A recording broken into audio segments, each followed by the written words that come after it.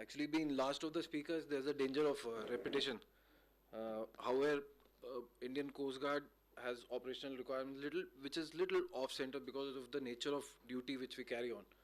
And I believe this is the ideal forum where I can dish out my operational requirements and see what industry has to offer. So getting back to the subject, at the outset, I must highlight that Indian Coast Guard is currently at a nascent stage in operational deployment of both UAV and anti-drones. While our experience in this space is still maturing, we see this forum, as I said, where we can highlight our specific operational requirements and see what industry and research community has to offer. Though my contributions today might be modest, I look forward to gaining valuable insights and, more importantly, practical and implementable solutions from the many domain experts present here.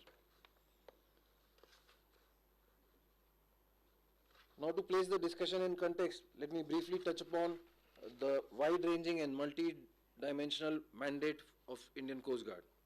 The Coast Guard operates under a wide-ranging charter. We are responsible for ensuring maritime safety, enforcing law at sea, preserving marine environment, safeguarding artificial islands and installations, responding to distress calls from fishermen and mariners, and conducting vital search and rescue operations.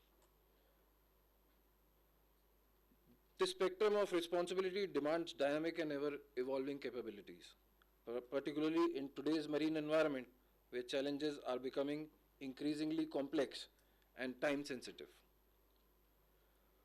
To meet these challenges effectively, it is critical that we integrate advanced aerial system into our operations.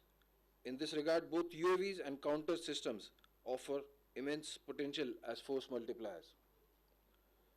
These platforms provide persistent intelligence, surveillance and reconnaissance not just over our exclusive economic zone, but also around sensitive installations.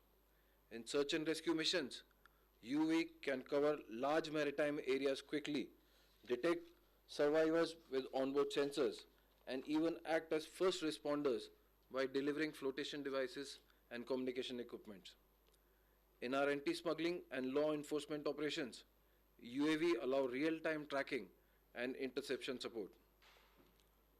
And when it comes to environmental monitoring, drones help detect oil spills or illegal maritime activities, enhancing our ability to act swiftly.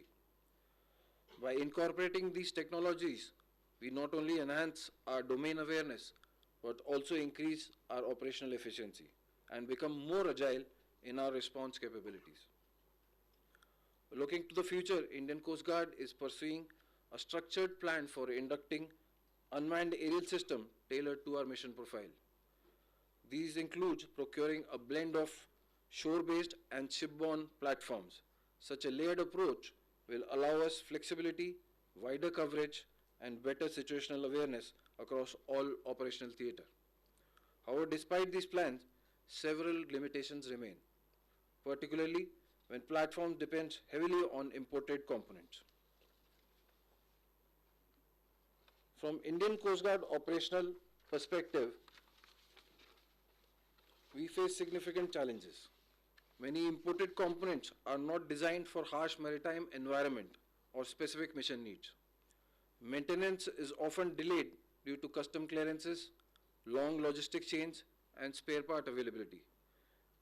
In GPS denied zones, many of these foreign systems lack support for a regional NAVIC navigational system, leaving critical capability gaps.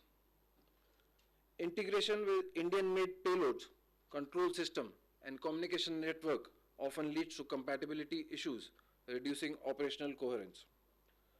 Cyber security is another major area of concern.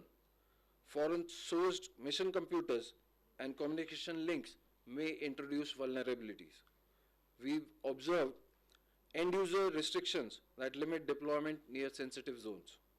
And use of telemetry or cloud-based logging raises questions about data sovereignty and operational secrecy.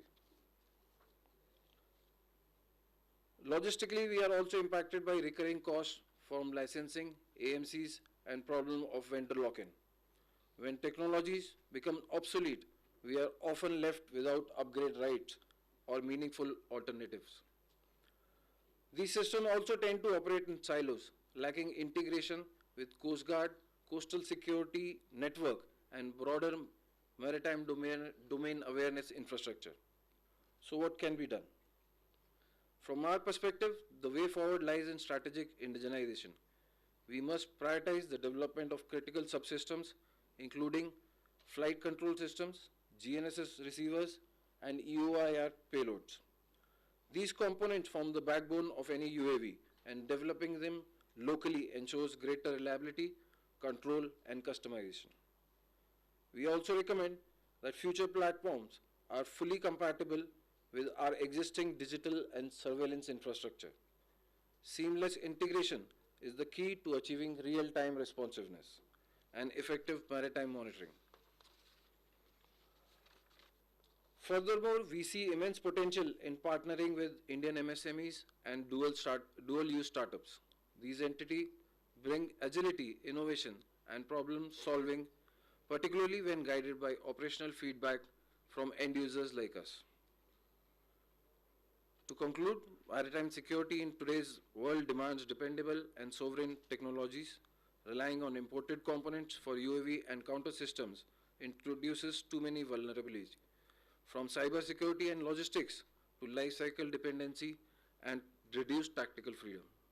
From Indian Coast Guard, we are fully committed to full spectrum indigenization. We are ready to collaborate with developers, policymakers, and innovators to build solutions that are robust, secure, and truly ours. Thank you.